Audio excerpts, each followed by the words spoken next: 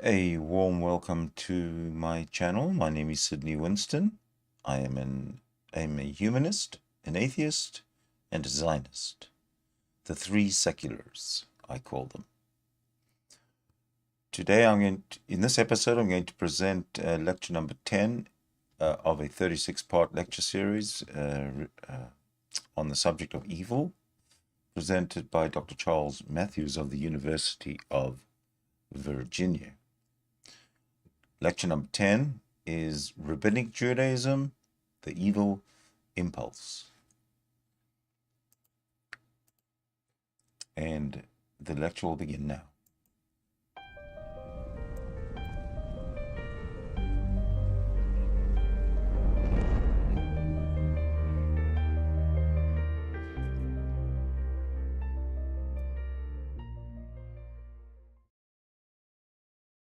Welcome back.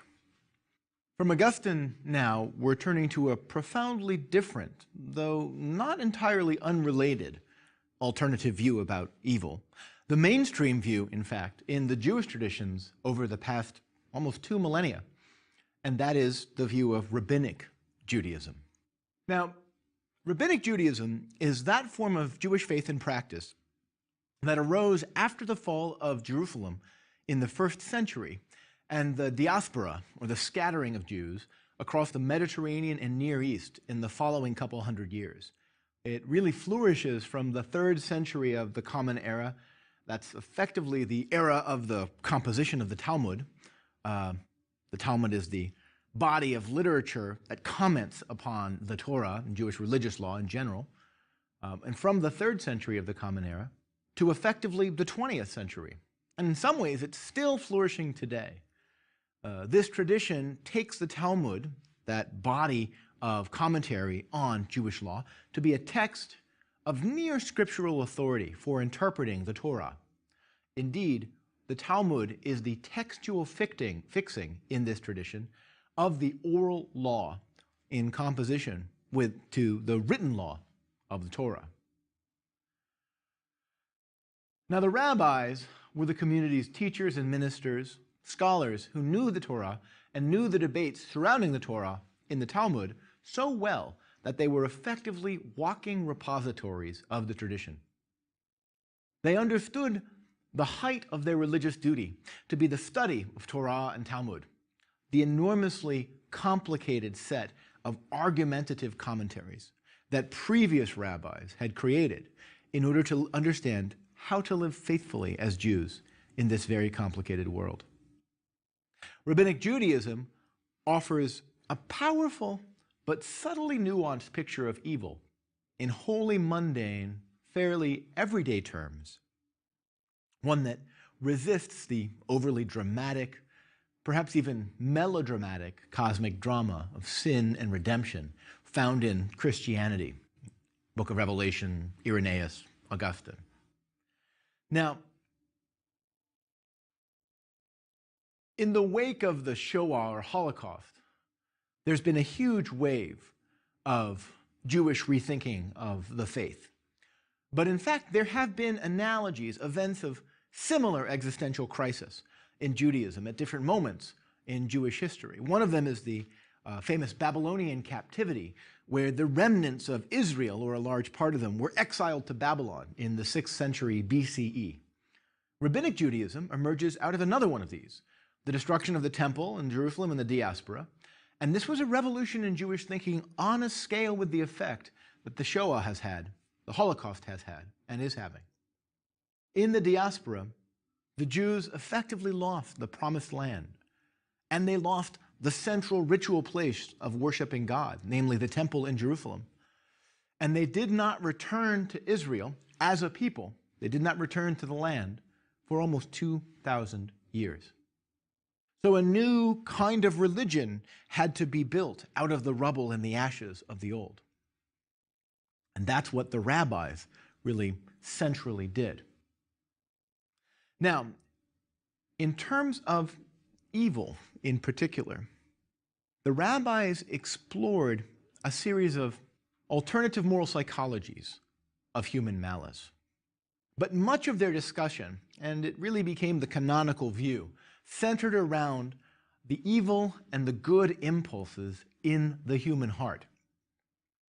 The evil impulse was called the Yetzer Hara, and the good impulse is called the Yetzer HaTov.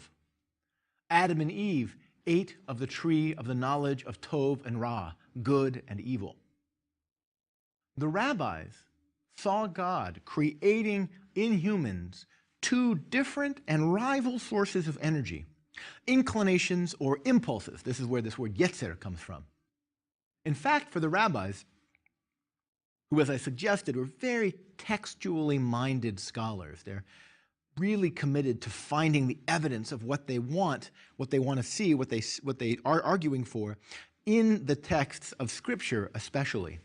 The condition of the human, as driven by these two impulses, is signified, in fact, in the Scriptures themselves. In Genesis 2:7, the Bible states that God formed the human. Vayitzer is the word. The spelling of this word is unusual because it uses two yods, the Y sound in Vayitzer. There's also a doubled consonant as well in Levavecha, in Deuteronomy, where it says, you shall love your heart as in, you shall love the Lord your God with all your heart, right? So the two yods suggest a dualism in the self, and the idea that the whole heart, which suggests that there's more than one piece of the heart, as well as the doubling of the consonants in that word, both suggested to the rabbis, or they use that as evidence for the idea that humans are caught in a contest between two competing energies. Now, let me stop for a second and think about this, because this is already beginning to be an interestingly different way of thinking about good and evil than the Christian accounts we've just been looking at. This account seems to me rooted in the idea that the behavior of good or evil is anchored in basic impulses in the human, which are there basically from creation.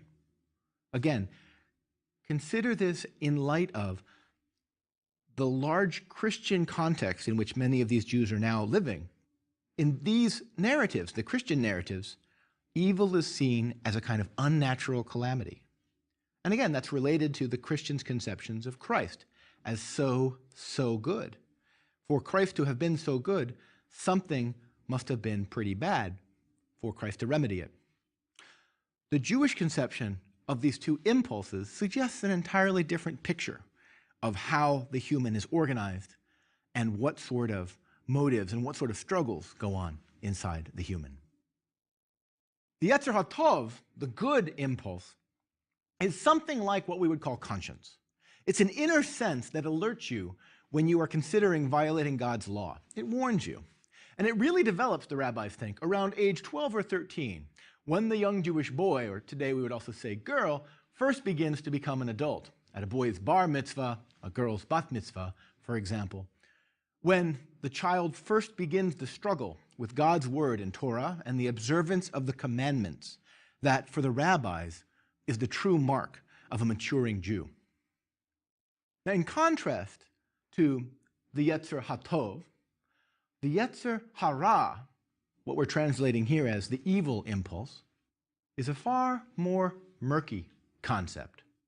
It does not really get introduced when you're 12 or 13. It's part of the human's created nature, innate in the human from the womb.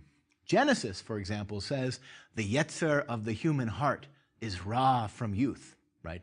The impulse of the human heart is bad from youth. That's Genesis 8:21. But this impulse is not demonic. It's not an utterly unnatural violation of creation, expressing some sort of anarchic hostility to God's creation. It seems rooted rather in a kind of self-interest, in a protectiveness of the infant, of the young child, an expression of the idea that creatures will naturally take special interest in their own well-being. The rabbis note, though, that this is a kind of paranoid kind of self-interest.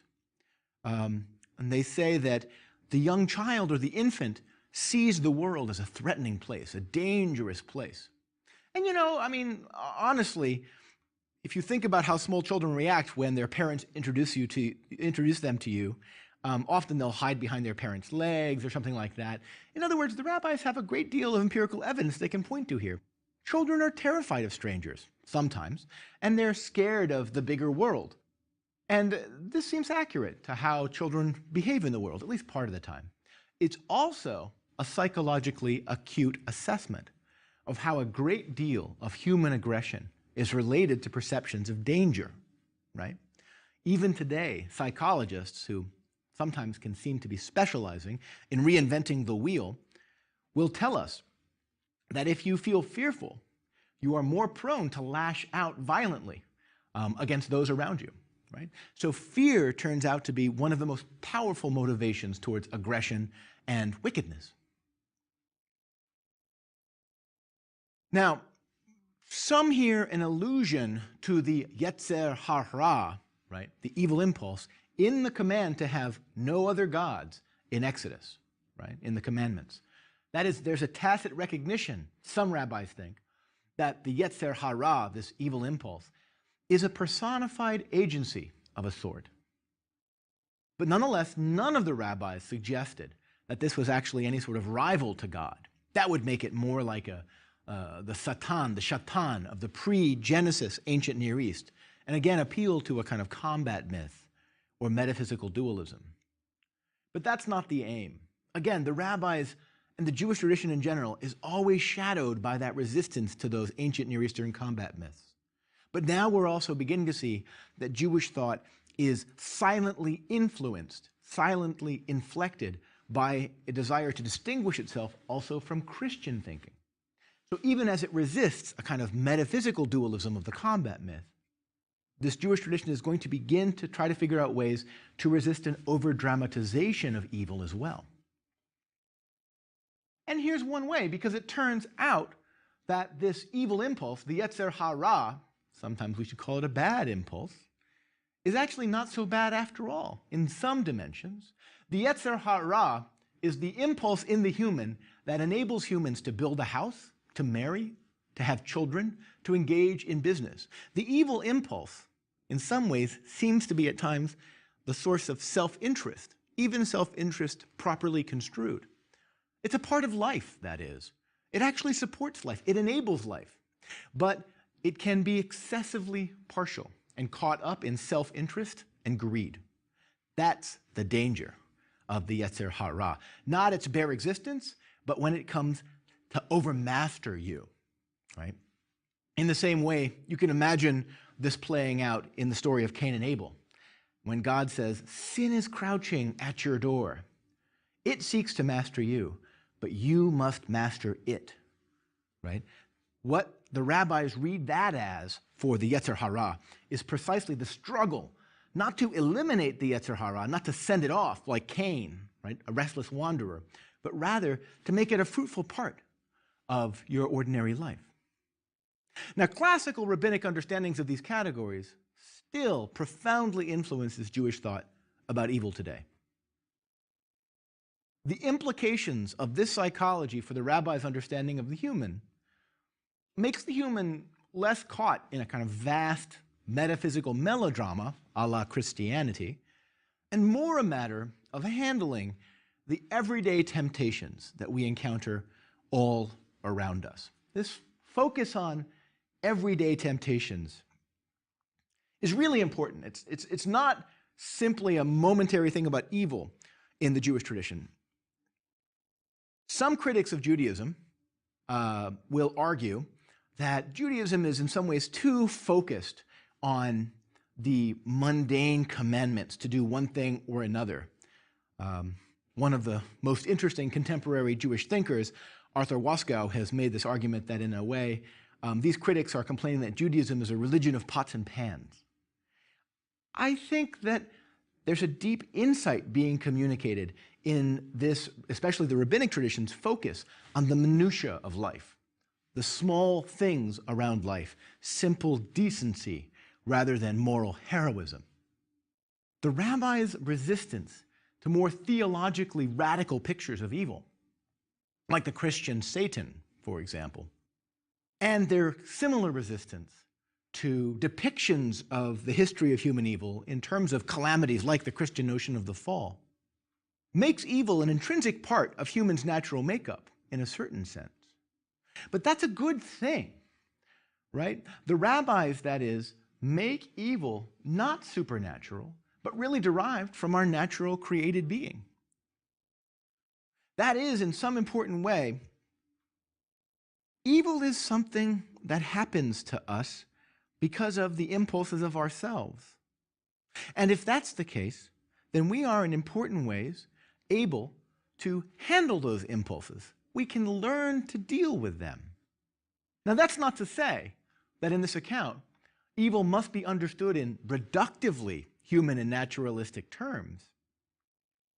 There's no necessary dimension of this that says that evil is not a big thing at all. But unlike many popular Christian accounts, where the devil is a really powerful presence seducing and captivating humans, in this account, evil's origins are to be sought in the exercise of the human will, not as an external force overmastering my human will. Right? I can't blame anybody else if I go to the bad. If I go to the bad, I only have myself to look at in the mirror. I look at myself in the mirror and I say, I am that man. Right? This does not trivialize evil at all, however. Because when left uncountered by other parts of our nature, the evil impulse, the rabbis think, will lead us astray and cause great damage. Again, going back to Cain and Abel. It seeks to master you, so you must master it. The rabbis recognize this impulse as powerful. It's a life force, but it can warp us in ways that are very against our life, destructive of our life, and destructive of others' lives. But its power is in significant ways related to its initial appearance as small. It moves in subtle ways. As the Talmud puts it, at first the evil impulse is called a wayfarer, then it is called a guest, and finally it is called master. This goes back to the idea, the rabbi's idea, that in some important way you need to focus on the minutiae of life, the smaller, minor things, the things that don't look very dramatic. Those are the moments where you can actually resist evil successfully. By the time you are standing outside your neighbor's house with a gun in your hand, at that moment, you are in some ways deciding, if you're deciding at that moment whether or not to go in and shoot them, already evil is too far in your house, too far in your life. It has moved from wayfarer to guest to now master. You want to stop it at the wayfarer stage. Evil, then, on this account, is not so much an abstract philosophical problem as it is a practical challenge confronting those afflicted by it. Evil is something we meet in our hearts and in our lives every day. We meet it on the roads when we're driving to work and someone cuts us off. We meet it on the roads when we're driving to work and we think about cutting someone else off. Evil should be faced as a challenge whose successful overcoming on a daily basis will strengthen and deepen the person in their wisdom and their faith. The conviction the rabbis had, and that governed this whole picture, is that evil was in this sense a challenge and a gift sent by God to mature humans in certain ways, not entirely unlike Irenaeus. This is part of a larger understanding of the nature of Jewish suffering that the rabbis held to. Evil would serve as a challenge to people, but it would not overwhelm the people Israel. In particular, the Jewish people would suffer repeated persecutions. The rabbis, at the time that they were writing, knew that persecutions had been in the people Israel's past, and they would certainly be in the people Israel's future. But they thought such persecutions would never become so extreme as to threaten that people's existence. Now, In seeing all this, we are really seeing one rich and profound challenge to an over-Christianized conception of evil in light of sin. Even secular people today, it seems to me, have a very thoroughly Christian conception of evil and sin. But they don't need to. There are other accounts out there that are viable and plausible. And there are interestingly non-Christian, non-religious ways of conceiving of evil, ways that make evil less melodramatic and more ordinary, in a way parallel to the rabbinic account as well.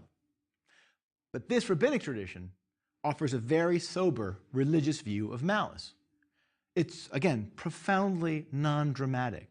It doesn't play into any attempt on our part to over-dramatize the struggles we have, right? Which would, in a certain way, maybe reinforce our own egotism, this tradition might think. Oh, my struggles against evil are so magnificently vast. I am part of a cosmic war. And the rabbis are like, no, you're trying to grow up, okay? That's what you're trying to do. Deal with that. Secondly, evil, even though it is not dramatic, is a powerful reality. It's a mundane reality. It's a worldly reality. There's no Satan of any kind of vast metaphysical density here.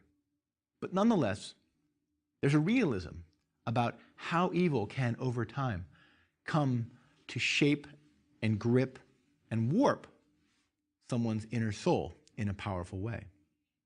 Indeed, this is so different from many Christian notions of evil that some Jewish scholars think it's inappropriate to call this a picture of evil at all. These thinkers argue that Rabbinic Judaism doesn't have a picture of evil. It just has a picture of badness. The category of evil itself, they say, already rhetorically gives the game away to Christianity. Instead, you should think about the Ra, the Yetzer Hara, as an impulse to badness, not an impulse to evil. Now, this tradition emphasizes human responsibility and struggle, and especially struggle in living according to the halakha, to Jewish law, in order to govern your behavior so that you don't slip out of your control. But you are responsible for this. You are responsible for you, no one else. On this halakhic view,